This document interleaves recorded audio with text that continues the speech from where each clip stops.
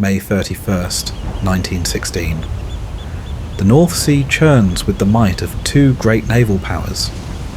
Over 250 warships, Britain's Grand Fleet and Germany's High Seas Fleet, are about to collide in the largest battleship clash of World War I.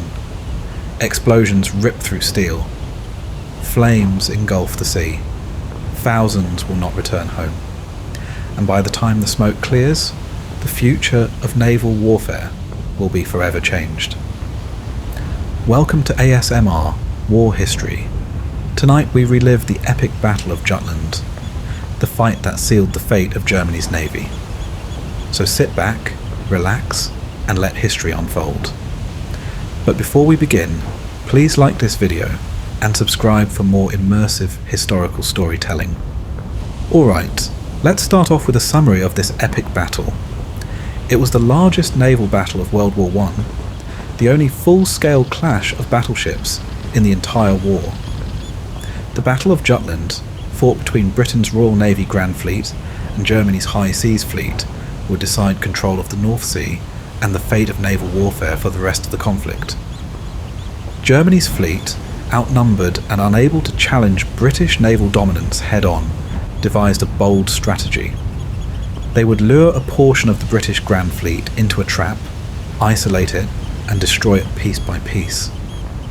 This, they hoped, would break the British blockade, opening vital supply routes and shifting the balance of power at sea. Their plan relied on Vice Admiral Franz Hipper's fast battle cruisers to bait the British into pursuit, drawing them straight into the guns of the larger German fleet. To make the trap even deadlier, German submarines were deployed along the expected routes of British reinforcements. But Britain had an advantage, one the Germans did not expect. Through intercepted communications, the Royal Navy caught wind of an impending German operation. Acting swiftly, Admiral Sir John Jellicoe ordered the Grand Fleet to rendezvous with Vice Admiral Sir David Beatty's battlecruisers. On the evening of May 30th, 1916, the British fleet moved into position, sailing over the German submarine picket lines before they could react. The German plan had already begun to unravel. The next afternoon, on May 31st, the battle began earlier than the Germans had anticipated. Beatty's battlecruisers spotted Hipper's fleet and immediately engaged. But as the British closed in, the trap snapped shut. The full weight of the German High Seas Fleet loomed over the horizon. The hunters had become the hunted. Under a relentless barrage, the British suffered heavy losses. 2 battlecruisers obliterated in massive explosions. But Beatty's forces held their nerve. Turning back toward the Grand Fleet, they now led the German forces straight into Jellicoe's waiting battleships. As the sun began to set, the 2 mighty fleets, over 250 warships in total, clashed in a brutal engagement. Shells tore through steel, ships erupted into fire, and the waters of the North Sea churned with wreckage. The battle raged until nightfall. When darkness fell, Jellicoe attempted to cut off the Germans from their home ports, setting the stage for another day of fighting. But under the cover of night, the German fleet made its escape. Slipping past British light forces, Vice Admiral Reinhard Scheer led his battered fleet back to port, avoiding destruction, but leaving the British in control of the battlefield. The battle was over. The losses were staggering. 14 British ships and 11 German vessels sent to the depths. Nearly 10,000 sailors lost their lives. Both sides claimed victory. The British had lost more ships and suffered greater casualties, but they had achieved their strategic goal. Germany's surface fleet never again dared to challenge the Royal Navy in open battle. The German High Seas Fleet, once a threat to Britain's control of the seas, was now effectively trapped in its ports. Yet, the battle's aftermath fueled controversy. The British press criticised Jellicoe for failing to deliver a decisive blow. Meanwhile, German naval commanders abandoned their hopes of breaking the blockade.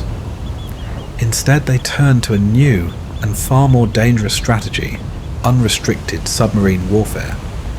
This shift would have consequences beyond the North Sea, drawing new enemies into the war and changing the course of history.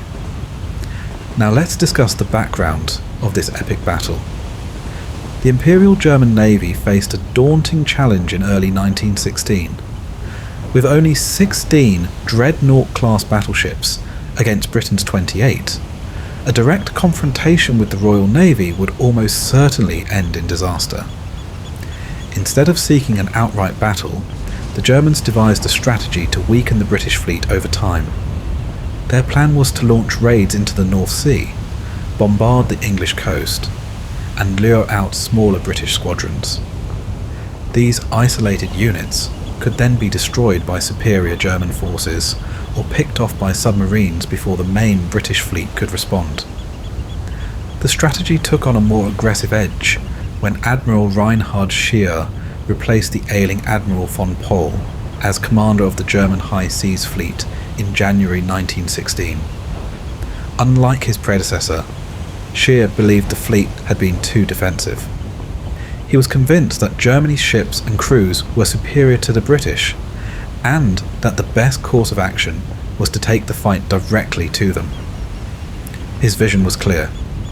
Germany would weaken the British fleet through offensive raids, mine-laying operations, and submarine attacks. Once the Royal Navy had been sufficiently diminished, Germany could seek battle under more favourable conditions. A significant change in German naval policy soon complicated this strategy. On April 25, 1916, Germany, under pressure from neutral nations like the United States, agreed to restrict its submarine warfare. German U-boats could no longer attack merchant vessels without warning, as this had led to the deaths of neutral sailors and passengers. This restriction crippled Germany's ability to wage unrestricted submarine warfare. Submarines relied on stealth, but now they would be forced to surface and give their targets time to escape, leaving them vulnerable even to lightly armed ships. Scheer saw this as unacceptable, and instead redirected the submarine fleet against British warships. If British destroyers and cruisers were forced to focus on hunting submarines, they would be less available to protect the main fleet. This, he hoped, would provide Germany with an opportunity to strike. A plan was formed to deploy German U-boats near British naval bases, waiting for an opportunity to ambush British ships. The idea was to stage an attack that would force the Royal Navy to respond, leading them straight into the waiting submarines. The operation was initially scheduled for May 17, 1916, but was delayed due to mechanical failures in several German battleships. By May 23rd, 10 submarines had been ordered to patrol the central North Sea before moving into their final ambush positions. 2 were stationed in the Pentland Firth, the route the British Grand Fleet would likely take when leaving Scapa Flow, while the rest moved to the Firth of Forth, where British battlecruisers were expected to depart. Each U-boat was assigned a specific area with strict orders to remain hidden. To mislead the British, the submarines were instructed to sail only north-south during their initial patrols, mimicking a return from operations on the west coast. A coded message would signal the start of the attack. Additional submarines were dispatched for specific roles. UB-27 was sent to infiltrate the Firth of Forth, but became entangled in anti-submarine nets and was forced to retreat. U-46, originally assigned to patrol the coast near Sunderland, suffered engine trouble and was replaced by U-47.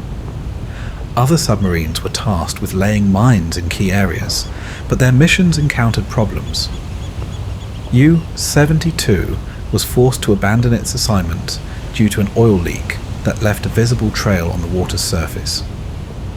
U-74 was discovered and sunk by British armed trawlers on May 27th. U-75 successfully laid mines off the Orkney Islands, which later led to the sinking of the British cruiser HMS Hampshire.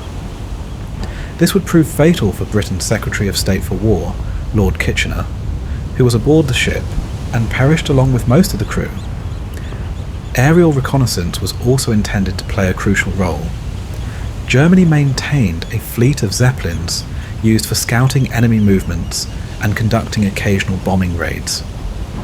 These airships were supposed to monitor the British fleet and provide intelligence during the attack. However, on May 28th, strong northeasterly winds prevented them from launching. With time running out, the submarines could only remain in position until June 1st before needing to return. Germany was forced to alter its plans. The attack on Sunderland was cancelled. Instead, German battle cruisers would patrol the Skagerrak, the waters between Denmark and Norway, where they expected to encounter British merchant ships and naval patrols. Without air support, they would rely on cruiser and torpedo boat patrols for reconnaissance. Despite Germany's careful planning, the British already had insight into their activities. Since 1914, Britain had been intercepting German naval communications thanks to a major intelligence breakthrough. The Russians had seized a copy of the German naval codebook from the light cruiser SMS Magdeburg when it ran aground in Russian waters. This allowed British cryptographers to decode German messages, giving them a crucial advantage. By May 28th, British intelligence had intercepted German signals suggesting unusual naval activity. While they didn't know the exact target, they suspected a major operation was imminent.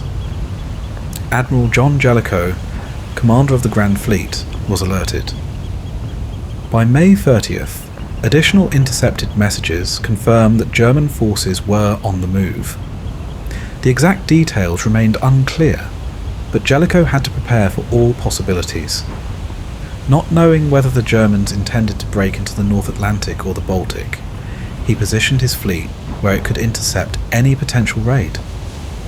That night, at 22:30, Jellicoe led 16 dreadnought battleships out of Scapa Flow, where they would meet up with Vice Admiral Martin Jerram's force of 8 additional dreadnoughts. At the same time, Vice Admiral David Beatty's battlecruisers and the fast battleships of the 5th Battle Squadron departed from the Firth of Forth. Their destination was a rendezvous point 90 miles west of the Skagerrak. By the morning of May 31st, everything was in motion. The German fleet, under Admiral Scheer, had left port. Vice Admiral Franz von Hipper's battlecruisers were already steaming ahead, searching for targets. The Royal Navy, aware that something was coming, was manoeuvring into position. The largest naval battle of World War I was about to begin. Now let's talk about naval warfare at that time. Naval warfare in 1916 was a delicate balance of firepower, speed, and tactics, shaped by years of innovation and hard-learned lessons from earlier conflicts. At the heart of fleet engagements was the principle of concentration of force. The idea that a fleet should stay tightly grouped for maximum effectiveness in battle. Naval doctrine at the time dictated that a fleet approaching combat should sail in a compact formation of parallel columns rather than one long line. This allowed for easier manoeuvring and made communication between ships more efficient. Signals were primarily relayed using flags and signal lamps, meaning that visibility was key. The flagship, carrying the fleet commander, was typically positioned at the head of the centre column, ensuring that its orders could be seen by as many ships as possible. While wireless telegraphy was in use, it had limitations. Signal encryption was crude, and enemy ships could detect radio transmissions through direction finding, potentially revealing a fleet's location. Because of this, navies still relied heavily on visual signalling, a system that had its own challenges. Orders had to be acknowledged by every ship before they could be executed, which meant that in a long column formation, a simple manoeuvre could take 10 minutes or more to be communicated from one end of the fleet to the other. By using parallel columns, commanders could reduce this delay. Messages could travel across shorter distances and multiple sightlines, improving response times. But when battle was imminent, fleet commanders sought to deploy into a single battle line. Positioning was everything. To form an effective battle line, an admiral needed critical information: the enemy's distance, bearing, heading, and speed. This intelligence was the responsibility of the scouting forces, fast-moving battle cruisers and cruisers, whose job was to locate the enemy and report their position while preventing enemy scouts from doing the same. The ultimate goal of fleet maneuvering was to cross the T, a tactic in which one fleet positioned itself perpendicular to the enemy's line of advance.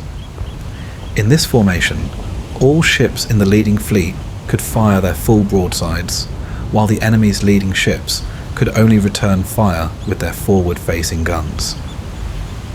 This tactic had been devastatingly effective in 1905, when Admiral Togo of the Imperial Japanese Navy crossed the T against the Russian fleet at the Battle of Tsushima, leading to one of the most decisive naval victories in history. At Jutland, Admiral Jellicoe managed to cross the T against the German High Seas fleet twice in 1 hour. But unlike the Russian fleet at Tsushima, the German commander Admiral Scheer recognized the danger and executed quick-turning maneuvers to withdraw before suffering catastrophic losses. The effectiveness of these maneuvers was heavily influenced by ship design, which forced navies to make trade-offs between firepower, armor, and speed. Battleships were built to withstand immense punishment, sacrificing speed for heavy armor and powerful guns, typically 11 inches or larger. Battle cruisers, by contrast, prioritized speed over protection, designed to hunt and destroy cruisers while avoiding direct engagements with battleships. British battle cruisers followed this philosophy to an extreme, sacrificing armor in favor of larger guns. This allowed them to engage enemies at greater distances, relying on superior range to destroy slower opponents before they could get close enough to return fire. However, this advantage came at a cost. If a battle cruiser was hit, its lack of armor left it vulnerable to catastrophic damage. The German approach was different. Admiral Alfred von Tirpitz, architect of the German fleet, emphasized survivability over raw firepower. German battle cruisers carried smaller guns but significantly better armor, allowing them to endure more punishment in battle. One striking example was SMS Derfflinger, whose belt armor was comparable in thickness to that of British battleships like HMS Iron Duke. In contrast, British battlecruisers such as HMS Tiger had much thinner armour, making them far more vulnerable in a direct engagement. German warships also had superior internal subdivision, more watertight compartments, and fewer doors and openings in their bulkheads, reducing the risk of flooding or internal explosions. However, this design had a downside. German ships were far less comfortable for their crews, offering less space for living quarters. But since these ships were designed for short-range operations in the North Sea, rather than long voyages, comfort was a secondary concern. German sailors could live in barracks ashore when not at sea, while British sailors often spent weeks or months at a time aboard their vessels. Beyond ship design, another factor proved critical at Jutland: the ammunition used by the British Navy. Some studies suggest that British naval shells were more prone to internal explosions due to the chemicals used in their construction. This contributed to the devastating losses suffered by the British battlecruiser squadrons, as multiple ships were destroyed by magazine explosions when enemy shells penetrated their armour. As the battle loomed, both sides believed they had advantages that could lead them to victory. The British had numbers and superior long-range firepower. The Germans had armour, survivability, and better damage control. Soon, the strengths and weaknesses of each fleet would be put to the test in the largest naval battle of the First World War. Warships of the early 20th century were built for sheer firepower, their guns capable of hurling massive explosive shells across the open sea. The total weight of all projectiles fired in a single broadside was known as the weight of broadside, a key measure of a fleet's striking power. At Jutland, the Royal Navy's Grand Fleet could unleash a staggering 332,360 pounds of shells in a single broadside, nearly 2.5 times the firepower of the German High Seas Fleet, which could deliver 134,216 pounds. But weight of firepower alone was not the only factor in battle. The speed at which guns could be reloaded and fired again varied by ship, by crew, and by the chaos of combat itself. Jellicoe's Grand Fleet was divided into two distinct forces. The main battle fleet, under his direct command, was the backbone of British naval power. It consisted of 24 dreadnought battleships, arranged in 3 squadrons of 8 ships, each further divided into 4 ship divisions. 3 battle cruisers accompanied them, along with 8 armoured cruisers, 8 light cruisers, 4 scout cruisers, 51 destroyers, and a single destroyer mine layer. However, not all ships were present. Emperor of India, Queen Elizabeth, and Dreadnought were undergoing repairs and refits, while the brand new Royal Sovereign, having entered service only 3 weeks prior, was left behind, her crew too inexperienced for battle. The battleship Audacious was missing for a different reason. It had been sunk by a German mine in October 1914. Scouting for the Grand Fleet was David Beattie's battlecruiser fleet, a fast-moving strike force that included 6 battlecruisers, 4 Queen Elizabeth-class battleships, 14 light cruisers, and 27 destroyers. This fleet also carried something new, one of the first aircraft carriers in history. The seaplane tender HMS Engadine had been attached to the force, giving the British a unique advantage: the ability to conduct aerial scouting over the North Sea. The German High Seas Fleet, under Admiral Reinhard Scheer, mirrored the British approach, with its forces split between a main battle fleet and a separate scouting force.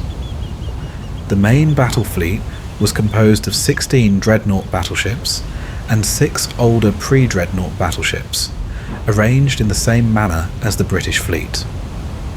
Accompanying them were 6 light cruisers and 31 torpedo boats, small, agile vessels similar in function to British destroyers. The only German battleship missing was SMS König Albert, which was unavailable for the battle. Scouting for the German fleet was Franz Hipper's battle cruiser squadron, a force of 5 battle cruisers, 5 light cruisers, and 30 torpedo boats. Unlike the British, the Germans had no equivalent to HMS Engadine, and no heavier-than-air aircraft to scout ahead.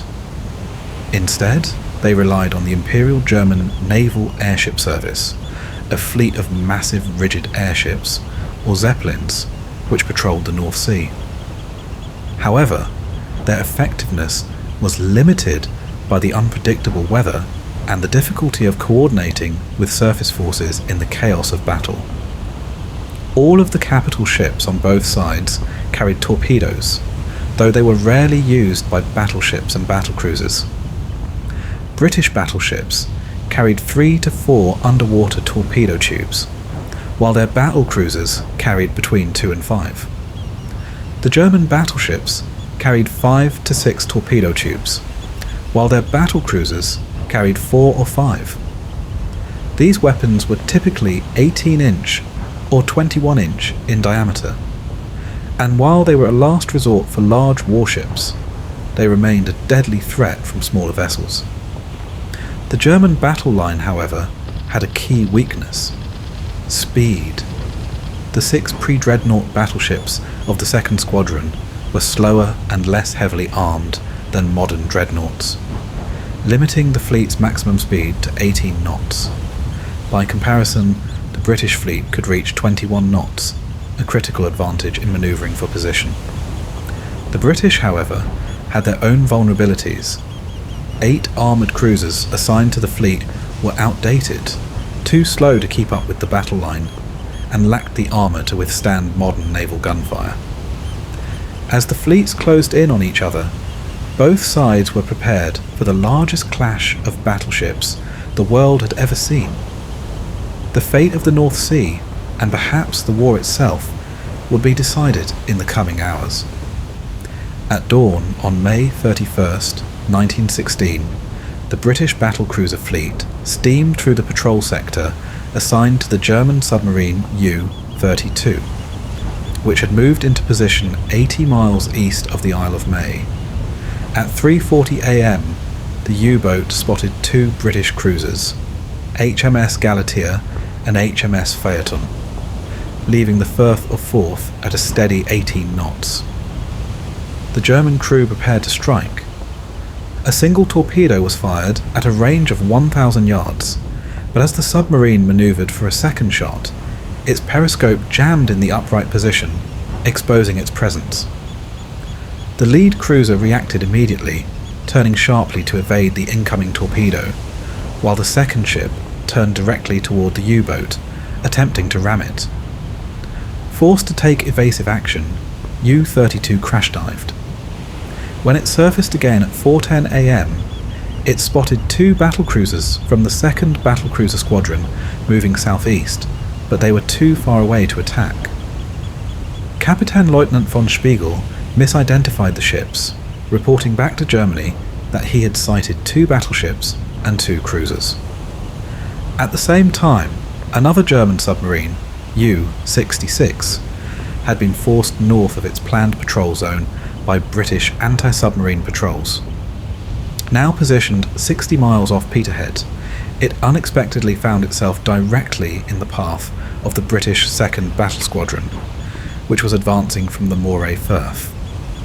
At 5 a.m, the submarine's lookouts spotted the cruiser HMS Duke of Edinburgh emerging from the mist, followed closely by HMS Boadicea and a formation of 8 battleships. The German crew moved into an attack position, closing to within just 350 yards, but as they prepared to fire, an approaching British destroyer forced them to dive, and the opportunity was lost. By 6:35 a.m, U-66 sent a report indicating that 8 British battleships and multiple cruisers were heading north. However, both U-boats had unknowingly been deceived by a standard British tactic: zigzag manoeuvres designed to throw off enemy targeting. The reports transmitted to German High Command suggested that the British fleet was moving in separate sections, splitting apart from one another. This was precisely what the Germans had hoped for. When these messages were combined with a wireless intercept of additional British ships leaving Scapa Flow earlier in the night, it reinforced the German belief that the Royal Navy was divided and vulnerable. But that assumption would soon prove to be false. While the German submarines had failed to inflict damage, British intelligence was about to make a critical error of its own. Jellicoe's Grand Fleet had reached its rendezvous point undetected, yet the Admiralty issued an intelligence report stating that the German High Seas Fleet was still in port. The mistake originated from a request by Rear Admiral Thomas Jackson, who had asked Room 40, Britain's Naval Intelligence Division, to confirm the location of Admiral Scheer's call sign, which was known as DK. Room 40 responded that DK was transmitting from Wilhelmshaven, reinforcing the belief that the German fleet had not yet set sail. But the intelligence officers had overlooked a crucial detail. Scheer used a different call sign when at sea, and no one had asked for that information. Without realising it, British intelligence had misled its own fleet. Meanwhile, the German battlecruisers had cleared the minefields near the Amrum, swept channel by 9 a.m, and continued their movement northwest. Passing 35 miles west of the Horns Reef lightship, they set course for the Little Fisher Bank, the entrance to the Skagerrak. Behind them, the High Seas Fleet followed at a distance of 50 miles. The German fleet moved in a disciplined, line-ahead formation. Hipper's battle cruisers led the way, supported by 4 cruisers from the 2nd Scouting Group, and a protective screen of torpedo boats extending 8 miles ahead and to either side. A flotilla of torpedo boats provided additional close-range support around the battle cruisers. Further back, Scheer's battleships mirrored this formation, their flanks protected by torpedo boats, while an outer perimeter of 5 cruisers maintained a defensive ring 5 to 8 miles away from the main column. By 11:30 am, the wind had finally calmed, allowing Germany's Zeppelin fleet to take to the skies. 5 were launched, assigned to different sectors of the North Sea, with orders to search for the British fleet. However, visibility remained poor. Heavy cloud cover hung low at just 1,000 feet, restricting their ability to track enemy movements. As both fleets advanced toward their fateful confrontation, neither side had a clear understanding of the other's position. By the afternoon of May 31st, 1916, Vice Admiral David Beatty's battlecruiser fleet was moving eastward, while Admiral Franz Hipper's squadron was heading north. Had these courses remained unchanged, Beatty's force would have passed dangerously between the 2 German fleets, just as the German battle plan had envisioned. At around 2 p.m, Beatty followed his orders, halting his eastward patrol at a point 260 miles off the British coast before turning north to meet Admiral John Jellicoe's Grand Fleet. At that moment, he unknowingly evaded what could have been a disastrous trap. Beatty's ships were arranged in 3 columns. His battle cruisers led the formation in 2 parallel lines, 3 miles apart, while the powerful 5th Battle Squadron, consisting of the Royal Navy's fastest battleships, was stationed 5 miles to the northwest. A screen of cruisers and destroyers was spread out southeast of the main force, scouting for any sign of the enemy. After completing the turn north, the 5th Battle Squadron now led the British formation in the westernmost column, with Beatty's battle cruisers behind them in the centre. By 2:20 p.m, despite a thick haze and patches of fog obscuring visibility, British scouts detected enemy ships to the southeast. A Danish steamer, N.J. Fjord, was caught between the advancing fleets, drawing the attention of both sides. British light cruisers moved in to investigate, only to find themselves face to face with 2 German destroyers, B-109 and B-110, conducting the same mission. The first shots of the battle rang out at 2:28 p.m, when HMS Galatea and HMS Phaeton fired on the German vessels, forcing them to withdraw toward their own approaching light cruisers. The Germans quickly returned fire, and by 2:36 p.m, SMS Elbing, a light cruiser from Admiral Friedrich Bodeker's scouting force, scored the first hit of the battle, striking Galatea at extreme range. Recognizing that a larger enemy force was nearby, Beatty adjusted course, steering his battle cruisers and their escorts southeast and then east in an attempt to cut the German ships off from their home base. He also ordered the seaplane tender HMS Engadine to launch a reconnaissance aircraft, marking the first use of a carrier-based plane in a naval battle. The aircraft successfully located German light cruisers just before 3:30 p.m. and came under anti-aircraft fire. However, attempts to relay the intelligence back to Beatty's fleet failed, and the British remained unaware of the full scale of the approaching enemy force. Complicating matters further, Beatty's initial course changes at 2:32 p.m. were not received by Rear Admiral Hugh Evan Thomas, who commanded the 5th Battle Squadron. The problem stemmed from a break in communication. HMS Tiger, which had been responsible for relaying signals from Beatty to Evan Thomas via searchlight, was no longer in the correct position to do so. As a result, while Beatty's battle cruisers turned, the battleships of the 5th Battle Squadron continued on their previous heading for several minutes, widening the gap between them. Instead of maintaining their intended 5-mile distance, the battleships now lagged 10 miles behind the battlecruisers. Beatty's decision to press ahead at high speed without allowing the battleships to catch up would prove costly.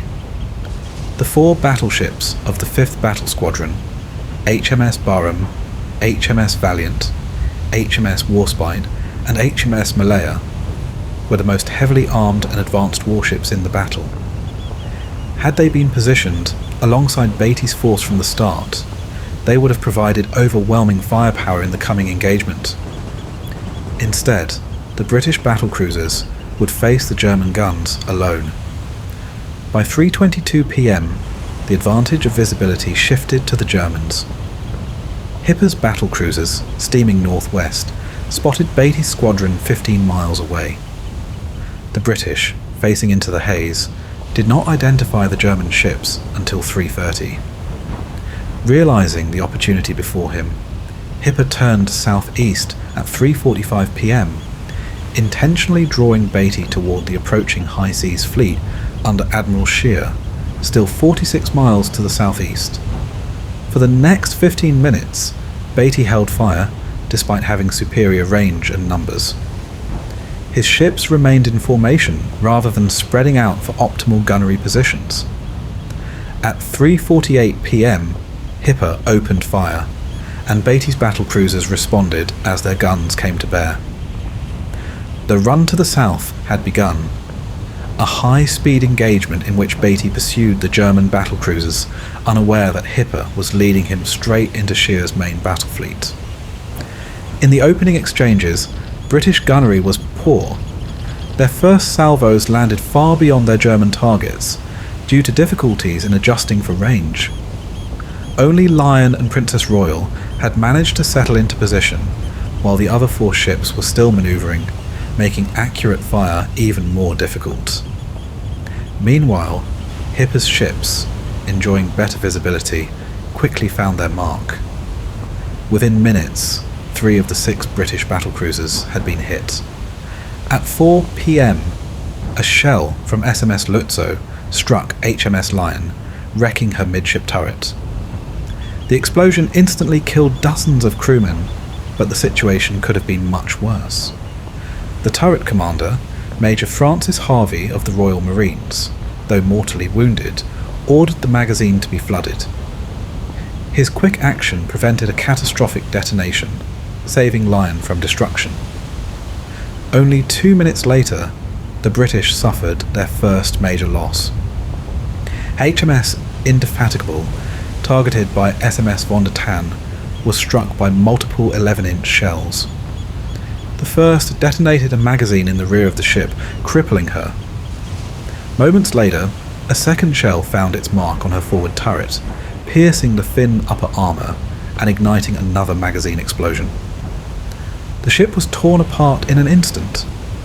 Of her 1,019 crew, only 2 survived.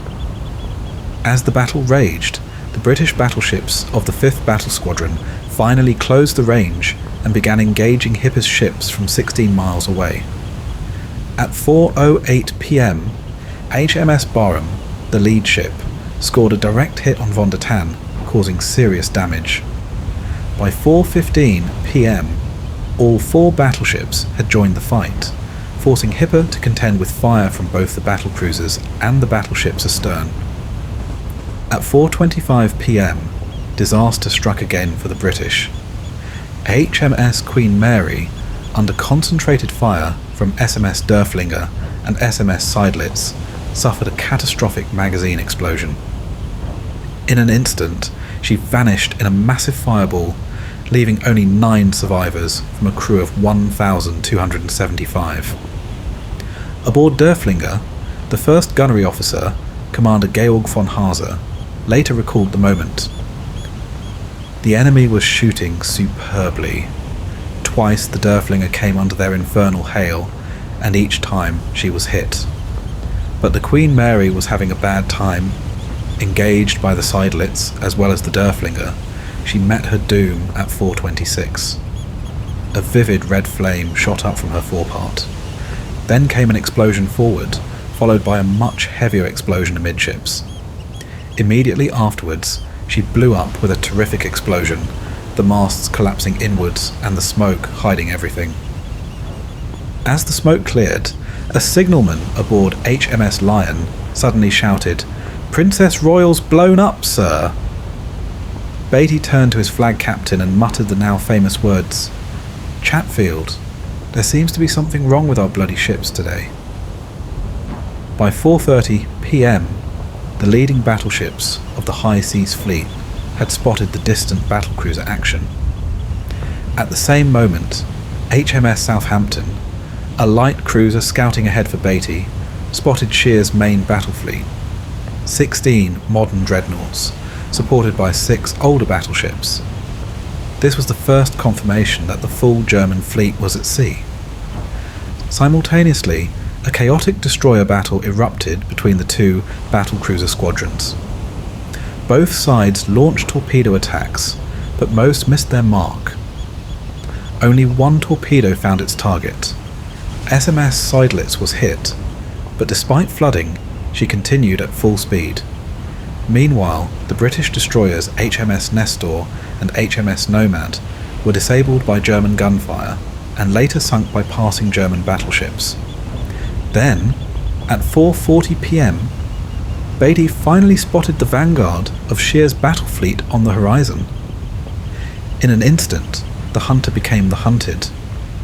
With Shear's dreadnoughts just 12 miles away, Beatty ordered his entire force to reverse course and head north, straight toward Jellicoe. By 6 p.m, the battle was reaching its climax. Beatty and Evan Thomas had re-engaged Hipper's battlecruisers, this time with the advantage of better visibility. Several of Hipper's ships were already damaged, forcing him to turn back towards Shear and the main body of the High Seas Fleet. At that moment, Beatty's flagship HMS Lion was spotted from Jellicoe's flagship, HMS Iron Duke. Jellicoe immediately demanded Beatty's latest position on the German fleet, but Beatty, unable to see Shear's battleships, failed to respond until 6:14 p.m.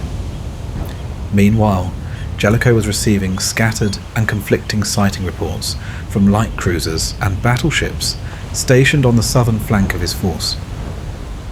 Jellicoe was now faced with a critical decision. His battleships were still in cruising formation, arranged in 6 columns of 4 ships each. To fully engage the enemy, he needed to deploy them into a single battle line, but he had to choose carefully. Deploying westward would place him closer to Shear, saving valuable time, but if the German fleet arrived before the manoeuvre was complete, his forces would be vulnerable. Deploying eastward would give the British the advantage of superior visibility, placing the setting sun behind them and silhouetting the German fleet against the horizon. But this choice also meant moving away from Shear, and any delay could cost the British their chance at a decisive engagement. The fleets were closing at full speed. Jellicoe had only minutes to decide. At 6:15 p.m, he ordered the Grand Fleet to deploy eastward, a choice that would define the battle. At the same time, Hipper had rejoined Shear, and the combined High Seas Fleet was steaming north, heading straight toward Jellicoe, completely unaware that the full weight of the Royal Navy's Grand Fleet was bearing down from the northwest. As Beatty's battlecruisers moved to join Hood's battlecruisers further north, confusion spread among the British formations. The armoured cruiser HMS Defence, commanded by Rear Admiral Arbuthnot, along with HMS Warrior, suddenly crossed directly in front of Beatty's force. HMS Lion narrowly avoided a collision with Warrior. This chaotic convergence of British squadrons, as they scrambled to take position under the fire of the approaching German fleet, became known as Windy Corner. Amid this confusion, Arbuthnot spotted the crippled German cruiser SMS Wiesbaden, which had been left dead in the water.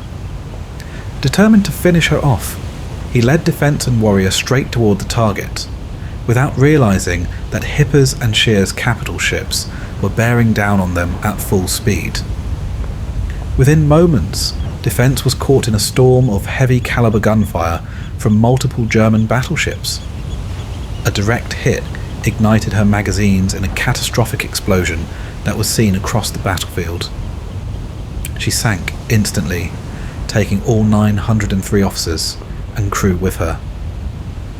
Warrior was also badly hit, but was spared further destruction when HMS Warspite, one of the massive battleships of the 5th Battle Squadron, suffered a mechanical failure. Her steering gear jammed, and at full speed, Warspite began turning in wide circles, drifting directly into the path of the oncoming German fleet. The enemy guns immediately shifted their fire onto the battleship, pounding her with 13 direct hits. But Warspite, though badly damaged, survived. As the Germans focused on her, Warrior slipped away. Hours later, at 9:07 p.m, Warspite was ordered to withdraw from battle, her role in Jutland over. Warrior, however, had taken on too much damage. She was abandoned the following morning and sank at sea after her surviving crew was rescued. As this unfolded, Hipper's battlecruisers came within range of Hood's 3rd Battlecruiser Squadron. The British had the initial advantage, landing multiple hits on SMS Derflinger, Seydlitz and Lutzow. But then, at 6:30 p.m, Hood's flagship, HMS Invincible, was suddenly exposed in a gap between the British formations. The German gunners did not miss their opportunity. Lutzow and Derflinger fired 3 full salvos each, and within 90 seconds, Invincible was torn apart by a massive explosion.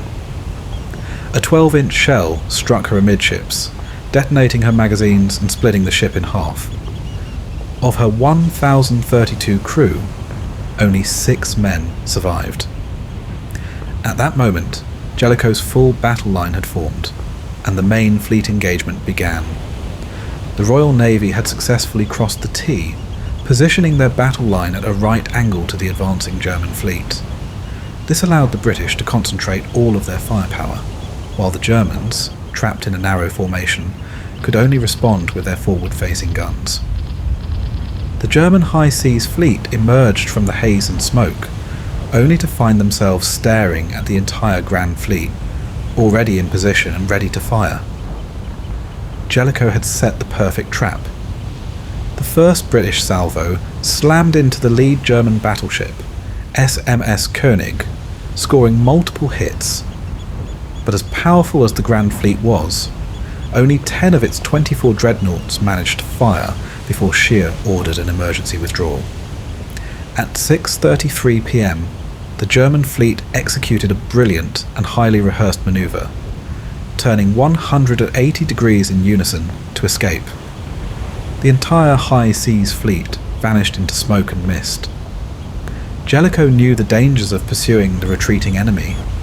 German destroyers had already launched a wave of torpedoes, forcing the British line to take evasive action.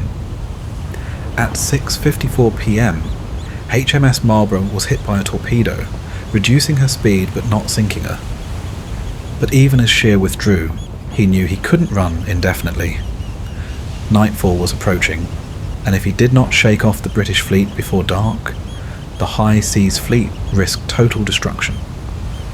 In a desperate move, he ordered his fleet to turn back toward the British line at 6:55 p.m. His hope was to disrupt the British formation, break through their line, and escape under cover of darkness. Once again, the German fleet steamed straight into Jellicoe's battle line. Once again, the Royal Navy crossed the T. This time, the firepower was even greater. The German lead ships were battered relentlessly, suffering direct hits across their formation. Scheer had no choice. He ordered yet another retreat at 7:17 p.m. To cover this withdrawal, Hipper's remaining battlecruisers launched what became known as the Death Ride. With their decks already in flames, and their crews suffering heavy casualties, Derflinger, Seydlitz, Moltke, and von der Tann charged straight at the full British battle line.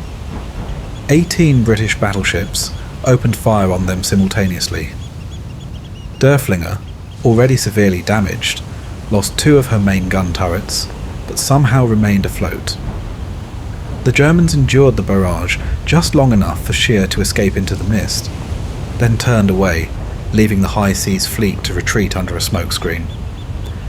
As the Germans slipped into the darkness, British battleships engaged the oncoming waves of German destroyers, launching torpedo attacks to cover the withdrawal. The British sank the destroyers S-35 and V-48, while evading a full spread of 31 torpedoes. By 8:30 p.m, the final shots were fired. As night fell over the North Sea, the great fleets of Britain and Germany vanished into the gloom. The Battle of Jutland was entering its final phase. As darkness fell over the North Sea on May 31st, 1916, Admiral John Jellicoe faced a difficult decision. The Grand Fleet was at a disadvantage in night combat. British ships lacked the sophisticated training and equipment for nighttime engagements that the German Navy had developed. To avoid unnecessary risk, Jellicoe decided to delay a full-scale battle until dawn. He ordered his fleet to head south, positioning his ships along what he expected would be Scheer's escape route. A screen of cruisers and destroyers was placed 5 miles behind the main battle line to patrol the rear and intercept any approaching enemy vessels. But Scheer did not take the expected route. Instead of fleeing south, he made a bold and dangerous decision. He would cross behind the British fleet and escape through the Horn's Reef, a known passage back to Germany. During the night, 7 separate encounters between German warships and British light forces occurred. Each time, British ships detected enemy movements, but most of these encounters were never reported to Jellicoe. Radio transmissions that did get sent were either jammed by the Germans or failed to reach the British flagship. Jellicoe had assumed that his destroyer squadrons, which had been positioned to intercept the German fleet, would engage if necessary. But many of the British destroyers hesitated, failing to capitalise on clear opportunities to attack German vessels. As a result, the British battleships in the main fleet saw firefights and explosions to the north, but they mistakenly believed it was German destroyers launching night attacks. In reality, the German dreadnoughts were breaking through the British rearguard.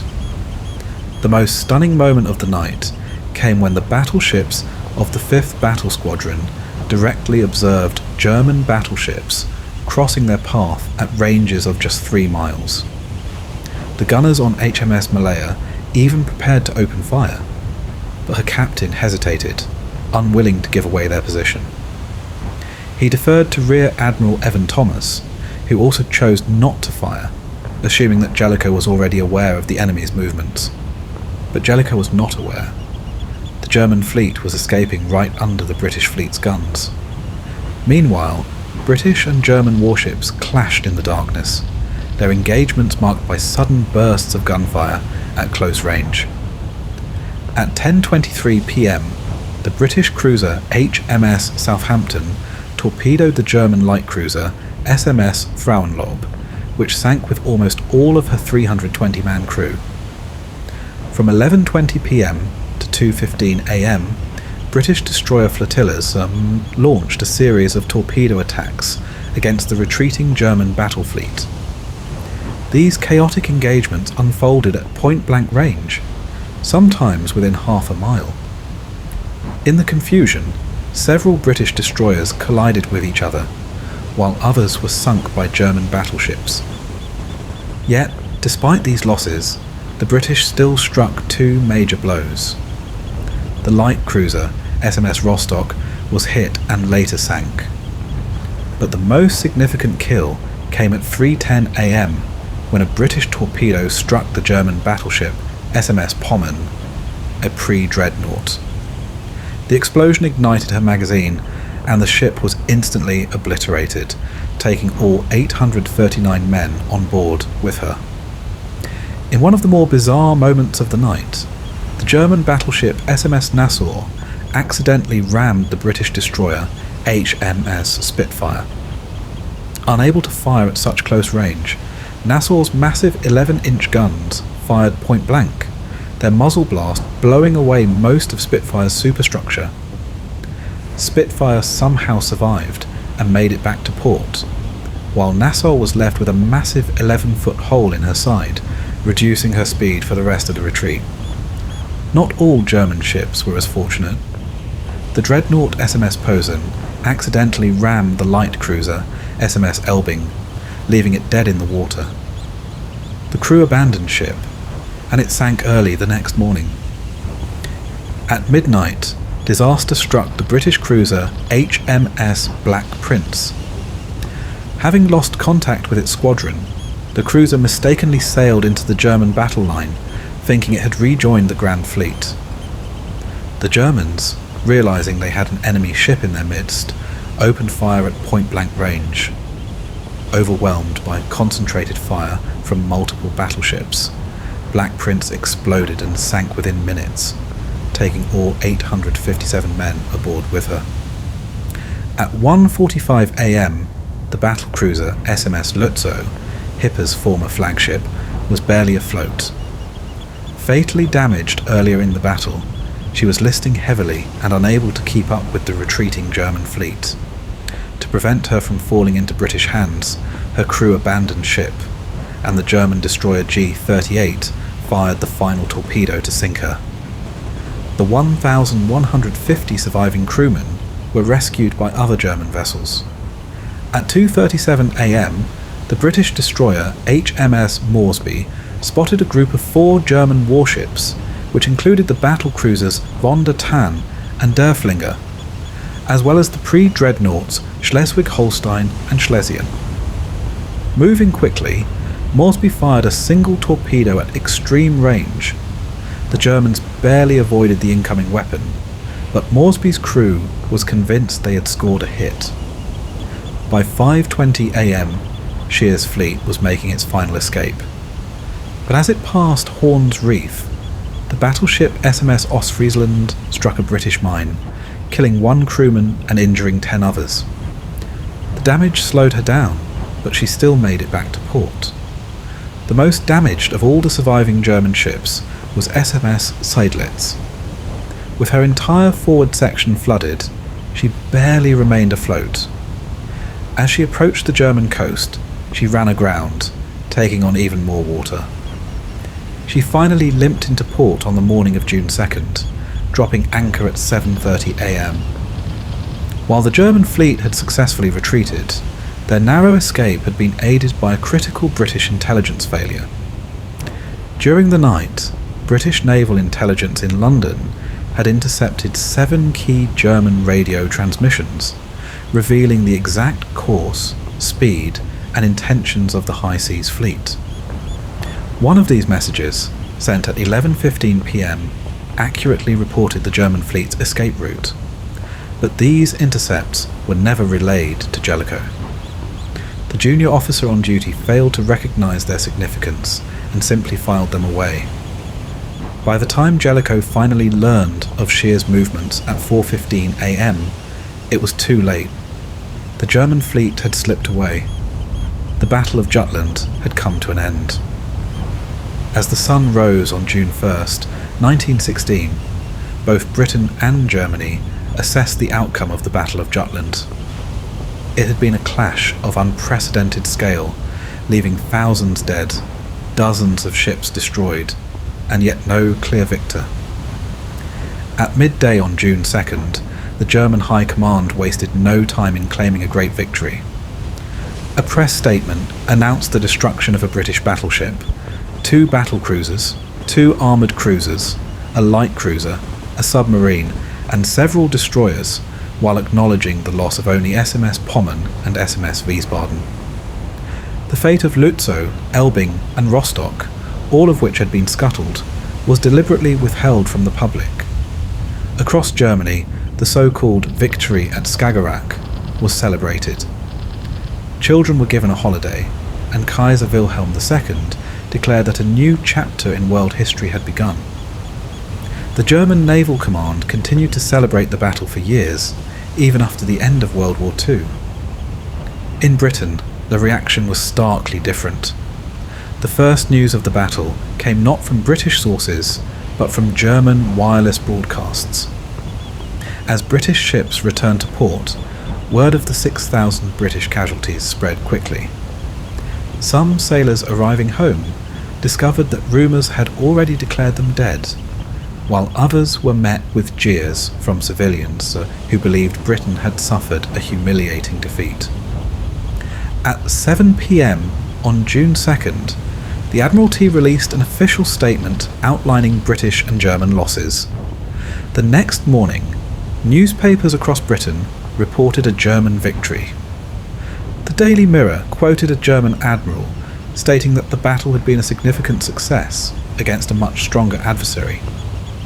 The public had long expected a decisive victory, one that would cement British naval dominance, much like Trafalgar had over a century earlier. Instead, the Grand Fleet had not delivered the crushing blow they had hoped for. Over the next several days, as more details emerged, British sentiment began to shift. On June 3rd, the Admiralty released new information on German losses, and on June 7th, Germany was forced to admit that Lützow and Rostock had been lost. The narrative began to change. The battle was no longer viewed as a German victory, but rather as a strategic British success. The High Seas Fleet had attempted to break Britain's control of the North Sea and had failed. By July, the battle was no longer at the forefront of public discussion, as the brutal fighting on the Somme dominated the headlines. The statistics of Jutland told a complex story. The British Grand Fleet, with 151 warships, lost 115,000 tons of ships, including 3 battle cruisers, 3 armoured cruisers, and 8 destroyers. The German High Seas Fleet, with 99 ships, lost 62,000 tons, including 1 battle cruiser, 1 pre-dreadnought, 4 light cruisers, and 5 destroyers. The British lost 6,094 men, while the Germans lost 2,551. Tactically, the Germans had inflicted greater losses, sinking more British ships than they had lost themselves. But in strategic terms, the outcome was very different. Admiral Reinhard Scheer had entered the battle hoping to weaken the Royal Navy enough to challenge its control of the North Sea. He failed. The High Seas Fleet had been forced to retreat, and from that day forward, it never again sought open battle against the Grand Fleet. After Jutland, the Germans recognised that another battle of this scale would destroy their navy long before it could achieve parity with the British. In the following months, they shifted their strategy entirely, abandoning direct fleet engagements in favour of unrestricted submarine warfare in the Atlantic. For Britain, the outcome was frustrating. The Grand Fleet had vastly outnumbered the Germans, yet the Royal Navy had failed to achieve the decisive, crushing victory they had sought. But despite this, the battle reinforced British naval dominance. The High Seas Fleet had been repulsed, and the Royal Navy maintained control over the North Sea and the blockade against Germany. In the years that followed, historians debated whether Jutland was a strategic British victory or a missed opportunity. The German Navy never again challenged the Grand Fleet, and the North Sea blockade remained in place. Over time, this blockade choked Germany's war economy, cutting vital imports by 45% and contributing to its eventual defeat in 1918. The High Seas Fleet only ventured into the North Sea 3 more times, in August and October of 1916, and once more in April 1918. Each time, both sides hesitated to risk another fleet action, and no major battle ever took place. By the end of the war, the German fleet remained intact, but was largely useless. When Germany surrendered in November 1918, the once proud High Seas Fleet was interned at Scapa Flow, where its own crews scuttled their ships, rather than allow them to be taken by the British. The battle's aftermath exposed critical weaknesses in British naval tactics, gunnery, and equipment. One of the most glaring issues was the poor performance of British shells. Armour-piercing shells often exploded on impact instead of penetrating enemy armour, allowing even lightly armoured German ships to survive direct hits from 15-inch shells. Post-battle analysis estimated that with properly designed shells, 6 more German capital ships could have been destroyed. Communication failures also played a major role. Throughout the battle, critical information often failed to reach Admiral Jellicoe. British ships hesitated to report enemy sightings, and some of the most important signalling was done only by flag, a questionable choice given the heavy smoke and haze that obscured visibility. The vulnerability of British battlecruisers was another fatal flaw. Designed for speed and firepower rather than endurance, they were not built to withstand prolonged exchanges with battleships. 3 were lost when turret fires ignited their magazines. Many senior officers initially blamed weak armour, but post-battle investigations revealed that poor ammunition handling and dangerously lax safety protocols were the real culprits. The Royal Navy's emphasis on rapid fire had also made British ships more vulnerable. Many gun crews left cordite charges exposed, a dangerous practice that greatly increased the risk of fatal flashfires. British cordite itself was more volatile than German propellant, making these fires all the more catastrophic. Beyond individual weaknesses, Jutland marked a turning point in naval warfare. It was the last major battle between battleship fleets in history. The growing power of submarines, mines and aircraft carriers meant that naval warfare was changing. Even though battleships continued to be built in the years that followed, they would never again decide the outcome of a war. Jutland was not the decisive, crushing battle that either side had hoped for.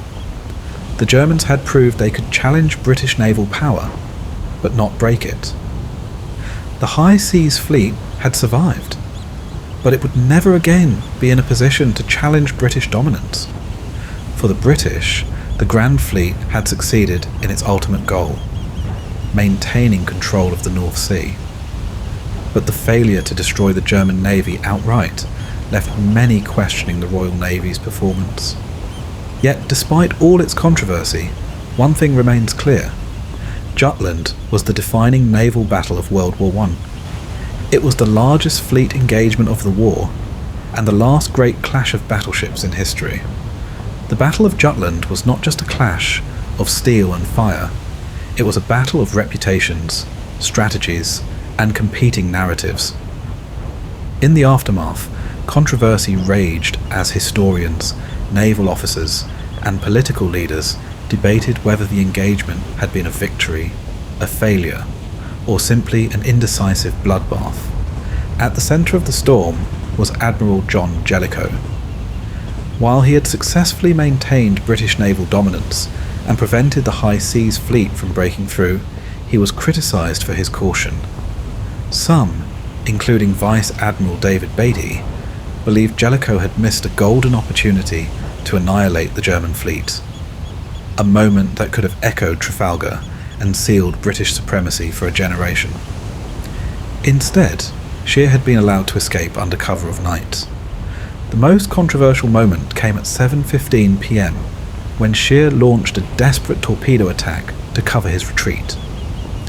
Rather than pressing forward, Jellicoe chose to turn away, preventing his ships from walking into a potential torpedo trap.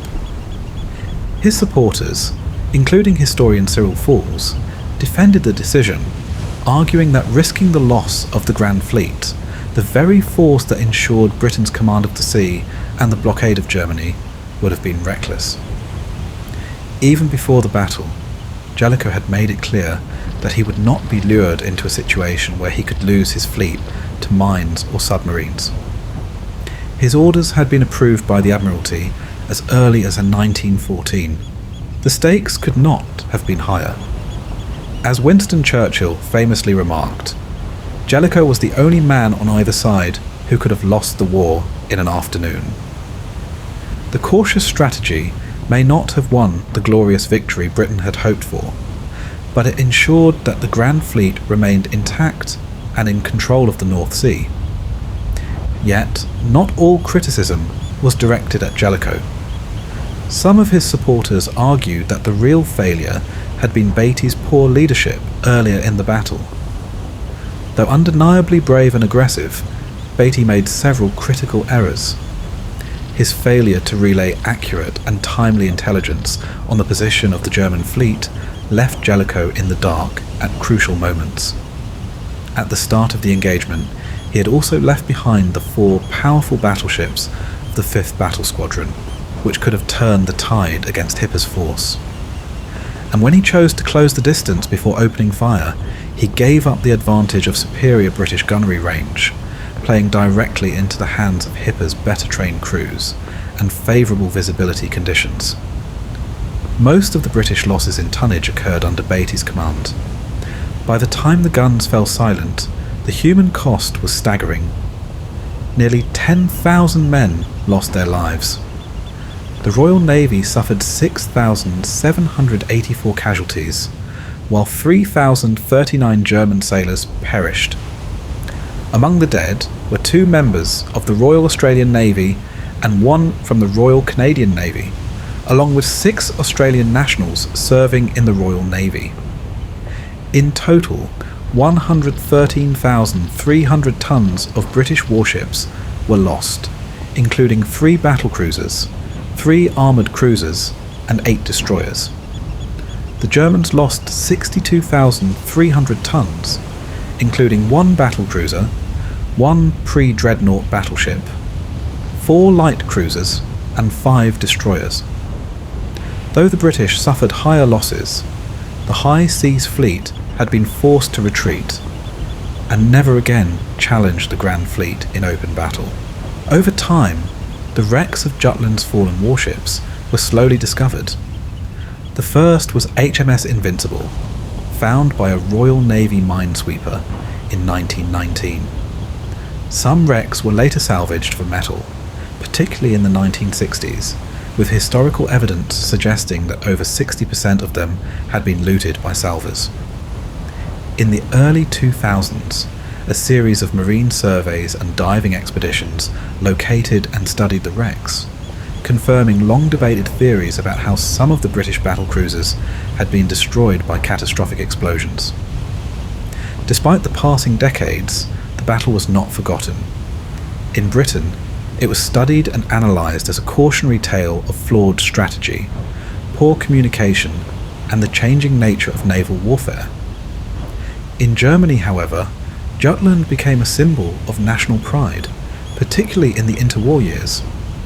Right-wing groups in Weimar Germany celebrated the battle annually, using it as a way to glorify the achievements of the German Navy while suppressing the painful memory of Germany's defeat in World War I. The city of Wilhelmshaven, home to the German Navy, continued to hold torch-lit parades and wreath-laying ceremonies in honour of the battle until the late 1960s. One of the most influential books on the battle was Skagerrak, written by Admiral Friedrich von Kuhlwetter. First published anonymously, it became a widely read analysis of Jutland, shaping public memory of the battle in Germany for decades. Unlike many accounts published during the Third Reich, Kuhlwetter's work was not tainted by Nazi ideology, making it one of the most respected German perspectives on the battle well into the post-war era. On the 100th anniversary of Jutland in May 2016, commemorations were held in Britain, Germany, and Denmark. A memorial service was conducted at St. Magnus Cathedral in Orkney, attended by British Prime Minister David Cameron, German President Joachim Gauck, Princess Anne, and Vice Admiral Sir Tim Lawrence. A second service was held aboard HMS Duncan, attended by both British and German sailors, while the German frigate Brandenburg laid a wreath at the site of the wreck of HMS Invincible. Today, the only surviving warship from the Battle of Jutland is HMS Caroline, a light cruiser that took part in the battle. She remained in service for nearly a century before being decommissioned in 2011. Now preserved as a museum ship in Belfast, she is a lasting reminder of the largest naval battle of World War I. Jutland was the last great clash of battleships in history. Though it lacked the decisive victory that many had hoped for, it forever changed naval warfare. The era of the dreadnought had reached its peak, but in its shadow, a new kind of war at sea was emerging. One fought with submarines, aircraft carriers, and rapid technological advancements that would render the battleship obsolete. For all the debate surrounding its outcome, Jutland secured British dominance over the North Sea, preserved the naval blockade that strangled Germany's war economy, and ensured that the High Seas Fleet would never again challenge the Grand Fleet. It was not a repeat of Trafalgar, but in its own way, it was just as decisive. And that concludes the Battle of Jutland. Thank you so very much for listening. Please leave a like if you enjoyed the video, and consider subscribing for more war history. If you haven't dozed off yet, might I interest you in some more ASMR war history here?